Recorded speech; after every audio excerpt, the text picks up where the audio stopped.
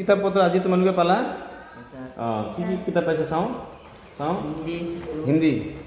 okay এইটো হিন্দীৰ কিতাপ পালা তোমালোকে এইটো কোন ক্লাছৰ কিতাপ ক্লাছ 8 ৰ কিতাপ অংকুৰণ ভেৰি গুড এইটো অসমীয়া অষ্টম ভাগ এইটো ইংলিছ ইংলিছ সানবীম ইংলিছ ৰিডাৰ হয় না এইটো কিতাপৰ নাম কি সানবীম ইংলিছ ৰিডাৰ মেথমেটিক্স গণিত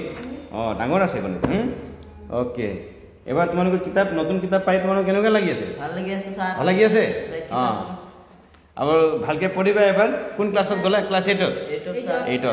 থ্যাংক ইউ আজি ছাত্ৰ ছাত্ৰীসকলে নতুনকৈ কিতাপ পাইছে তেওঁলোকে খুবেই আনন্দিত